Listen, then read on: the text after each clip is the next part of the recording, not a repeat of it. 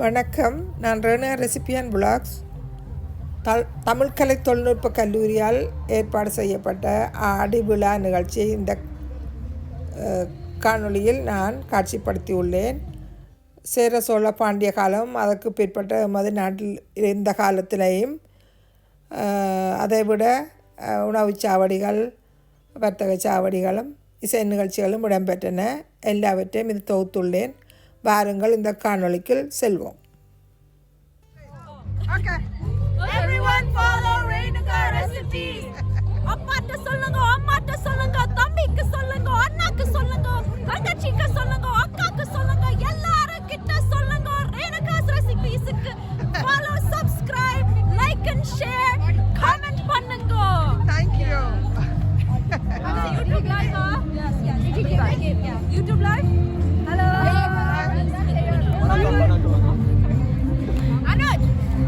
ஏதோ சொல்ல போறீங்களா? நல்ல சாப்பிடுங்க. எஸ், இங்க வாங்க. நல்ல உங்களோட இதுகளை பத்தி ஏதாவது சொல்ல போறீங்களா? எக்ஸிபிஷன் அதெல்லாம் பத்தி? very expensive but நல்ல everything is very experience is nice. Okay. Come. Okay, thank you. Bye. Thank you. Are you having a good time? இன்னும் ஜாலியாக இருக்கலாமே. That's the spirit. முதல்ல இந்த நிகழ்ச்சிக்கு அழைச்சதுக்காக கனடா தமிழ் பள்ளி அவர்களை நான் மிகவும் என்னுடைய நன்றியை தெரிவிச்சுக்கிறேன். அது மட்டும் இல்லை, இந்த தமிழ் என்ற ஒரு விஷயத்தை புலம்பெயர்ந்தும் அடுத்த ஜென்ரேஷன்ஸ்க்கு கொண்டு போகிறதுல ரொம்ப நேர்த்தியான ஒரு பணியை அவர்கள் செய்து கொண்டிருக்கிறார்கள். என்னுடைய நன்றியை தெரிவித்த அதே நேரத்தில் என்னுடைய பாராட்டுகளையும் தெரிவிச்சுக்கிறேன்.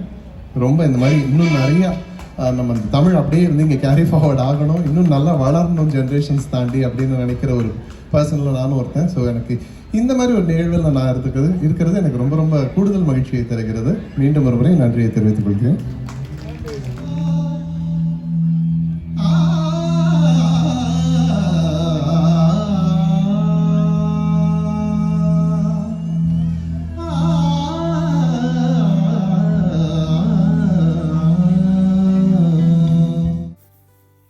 ஹரிஸ் ராகவேந்திராவும் ஏனைய பாடல்களும் சேர்ந்து நிறைய பாடல்கள் பாடியிருந்தார்கள். ஆனால் நாங்கள் இந்த பாடல்களை இதில் என்னால் தர முடியவில்லை.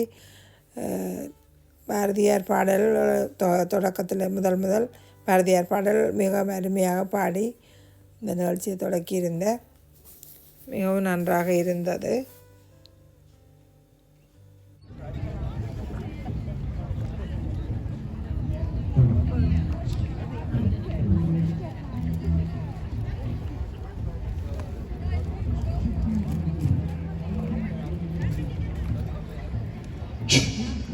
நாளை 2 நாட்கள் தோராயமாக ஒரு 75 பாடல்கள் கிட்ட உங்களுக்காக ப்ராக்டிஸ் பண்ணி ப்ரெசென்ட் பண்ணுறது சாதாரணமான விஷயம் கிடையாது. So sit back, enjoy. நாளைக்கும் வாங்க. பட் இந்த மாதிரி நிறைய பாடல்கள் அஃப்கோர்ஸ் எங்களோட ஹரிஷ் ராகவேந்திரா சார் இருக்காரு, அவரும் நிறைய பாடல்கள் உங்களுக்காக பாட போகிறாரு. So hope you all enjoy the show. Thank you.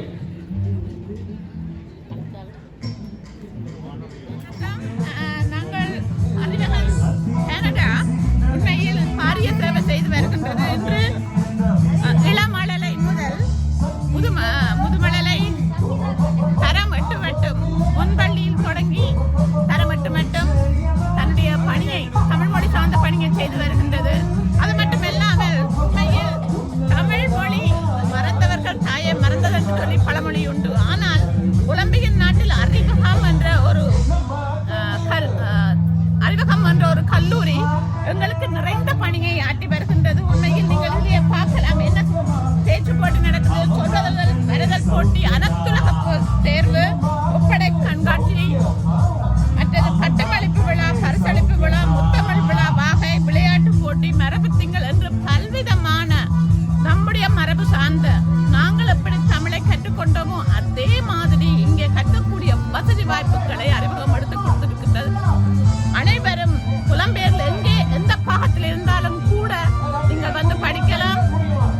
பல்லாயிரக்கணக்கான மாணவர்கள் இன்று இணைந்திருக்கின்றார்கள். நிறைய பயிற்றுவிக்கப்பட்ட ஆசிரியர்கள் இணைந்திருக்கின்றார்கள். இந்த வகையில் நிறைந்த சேவையை, உங்கள் மொழியை நீங்கள் நிலைநாட்ட வேண்டும் என்றால் அறிவத்திறனையுங்கள். கல்வி பயில்வதற்கு நீங்கள்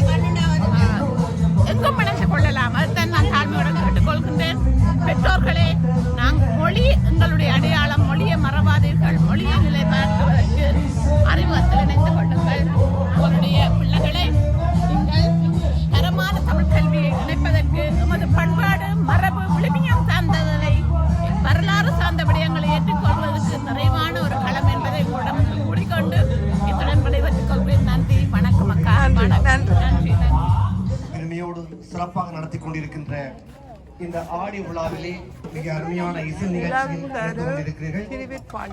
இந்த பொழுதில் இவ்வாண்டு மீன்கொடி பறக்குது. பாண்டியத்தை இந்த மீன்கொடி மண்ணிலே எம்மோடு இருந்து பெரும்பணி ஆற்றி வருகின்ற பெருந்தகையாளர் சிலருக்கு இந்தியாவில் வந்து சோழ நாடு, சேர நாடு, பாண்டிய நாடு பிரிச்சிருக்கு மதுரை தமிழ் சங்கம். ஈழத்து முதுசம் என்று போற்றப்படும் மதிப்பார்ந்த பண்டிதர் சாவே பஞ்சாட்சரம் அவர்கள் பாண்டிய நாடு, இணுவிலில் பிறந்து வண்ணை நாவலர் சங்கப்பிரகாச வித்தியாசாலை பண்டித பக்கத்திலே கல்வியை பெற்றவர். ஈழ நாடு 1964 ஜூலையில் அரசாங்க ஆங்கில ஆசிரியராக நியமனம் பெற்று பல பாடசாலைகளில் ஆங்கிலம், கணிதம், தமிழ், சைவ சமயம் பாண்டியர் கால வாழ்க்கை, நவீன மக்களோட வாழ்க்கை முறை, அங்க இருந்த மிருகங்கள், பறவைகள் குறும்பாக்கள், ஹைக்கூ கவிதைகள், எல்லாம் என்ன மாதிரி போட்டிருக்கு. இவர் கூட்டம் ஆழக்கடலோடிகளே, ஈழக்கடலோடிகளே, சாதனை கடல் கரும்பொலிகள், பிரபாகரன் எங்கள் தலைவர், கனடாவில் வழியான எழுவோம் வெல்வோம். கவிஞர் அவர்கள் மரபு இலக்கியத்தில் ஊறி தொலைத்தவர்கள். ஆனாலும் நவீன இலக்கியத்தை மறுதளிப்பவர் அல்ல. அவரும் தனது கவிதைக்குள் நவீன உத்திகளையும் புதுமைகளையும் புகுத்தி 2000 ஆண்டுகளுக்கு மேலான வரலாறுடைய தமிழ் சான்றோன் எனும் விருது கனடா தமிழ் கல்லூரியால் வழங்கி மதிப்பளிக்கப்படுகின்றது.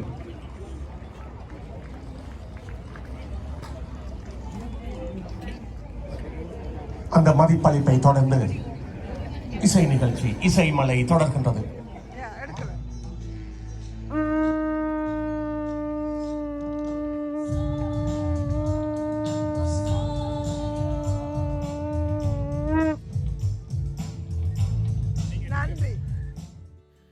இந்த மேடையில் வந்து இசை நிகழ்ச்சி நடந்து கொண்டிருந்தபடியே நாங்கள் இந்த வாத்தியங்களை வாசித்து பார்த்த இந்த சத்தங்களை வந்து எல்லாத்தையுமே கட் பண்ணித்தான் நான் இந்த வீடியோவில் எடிட் பண்ணியிருக்கிறேன்.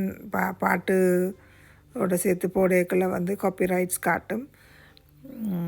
அதால் நாங்கள் இந்த வாத்திய சத்தத்தை நிப்பாட்டிட்டேன். இதில் வந்து பாண்டியருக்கு அடுத்ததாக சோழ காலம் காட்டப்பட்டிருந்தது. சோழ மன்னர்களை வந்து 3 காலமாக முதற் இடை கடையன்று பிரிச்சிருந்தார்கள். அவர் வந்து கடைசியாக வந்து ராஜேந்திர சோழன், ராஜராஜன்ற மகன், அவர் தான் வந்து எல்லா இடமுமே கப்பலில் போய் உலக நாடுகளிலே சோழ சாம்ராஜ்யத்தை விரிவுபடுத்தி வச்சுருந்தது. அவையோட ஓலைச்சுவடிகள் அவை எங்கெங்கே வந்து இருந்து அரசாட்சி செய்த வேண்டதையெல்லாம் காட்சிப்படுத்தி இருந்தார்கள். மிகவும் அருமையாக இருந்தது.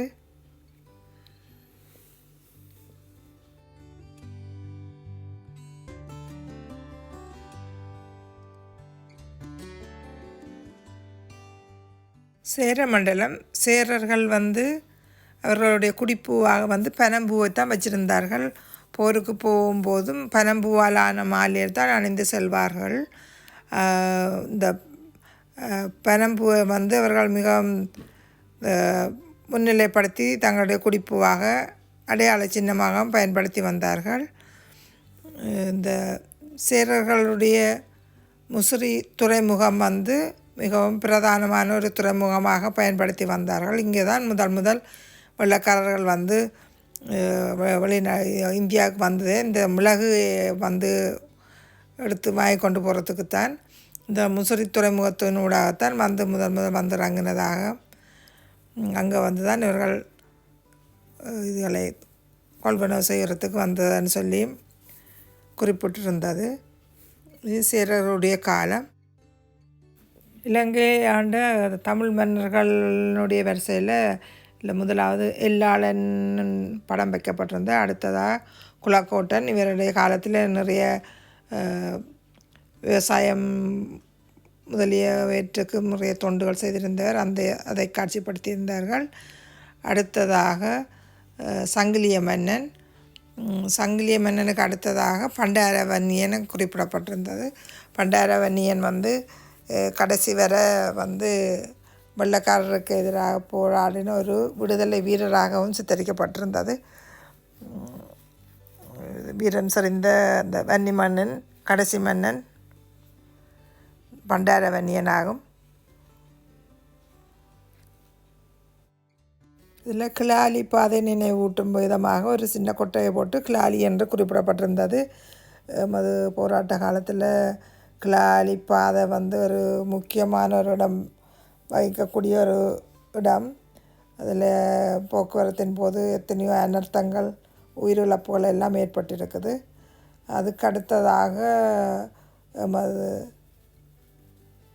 தமிழில் நீதிமன்றம், காப்பகம், வங்கி, முருகண்டி கோயில், மாவீரர் துயிலும் இல்லம், நீதிமன்றம் என்று பலவற்றையும் சிறிய கட்டமைப்புகளாக செய்து காட்சிப்படுத்தியிருந்தார்கள். இளைய சமுதாயத்தினருக்கு சிறுவர்களுக்கு வந்து அங்கு இப்படி இருந்தன்றதை தெரியாதபடியாக அதை அவர்களுக்கு ஞாபகப்படுத்துகிற மாதிரியும் தெரியப்படுத்துகிற மாதிரியும் இந்த காட்சிகள் வடிவமைக்கப்பட்டு வச்சிருந்தது.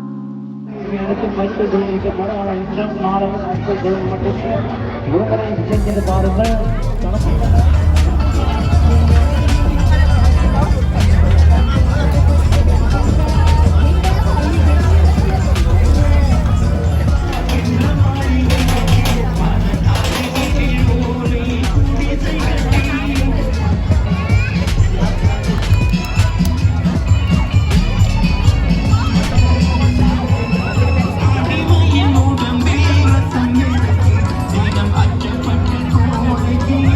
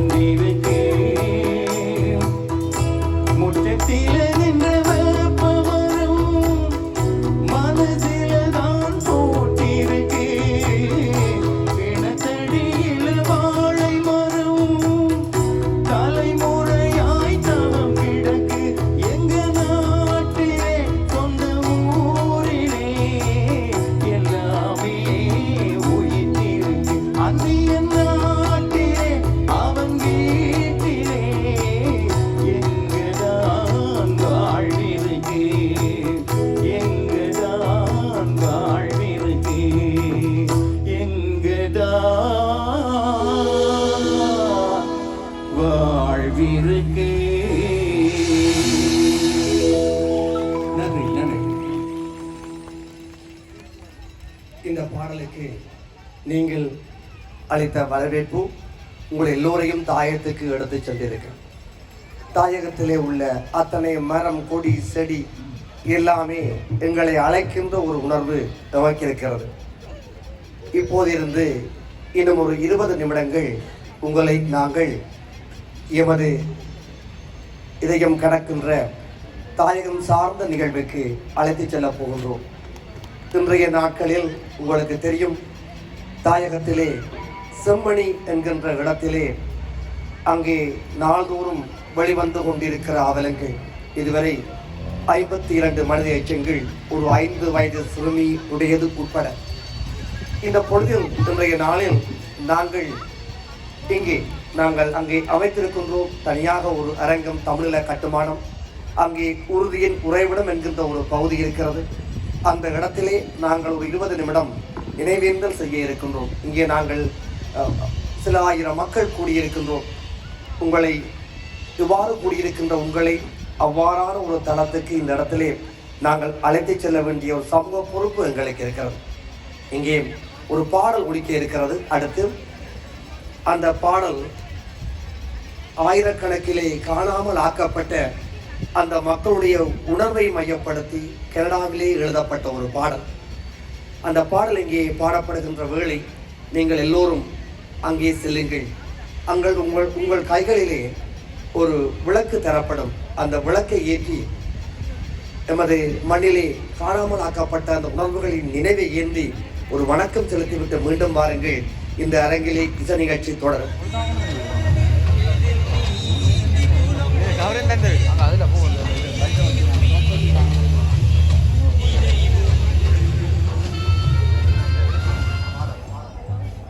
ஆயிரக்கணக்கான உறவுகள் தமது உறவுகளை காணாமல் பறிகொடுக்கின்ற இச்சைகள் இன்னும் நூற்றுக்கணக்கான ஆயிரக்கணக்கான எமது தாயகத்தின் பல்வேறு இடங்களில் எத்தனையோ எச்சங்கள் உறவுகள் குறைந்து கிடக்கிறது.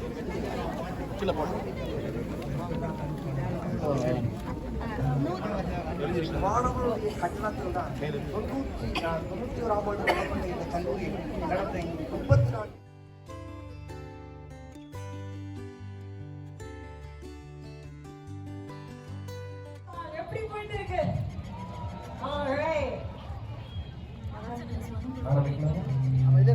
லட்சுமியோட சத்தத்தை கேட்கறீங்களா? ரெடியா? இதுக்கு சவுண்ட்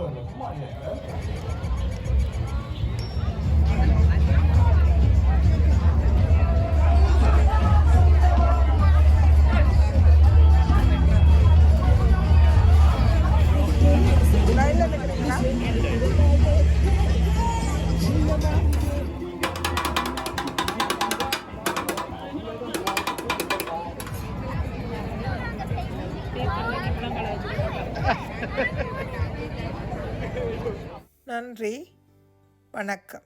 மீண்டும் இன்னும் ஒரு காணொளியில் சந்திப்போம்.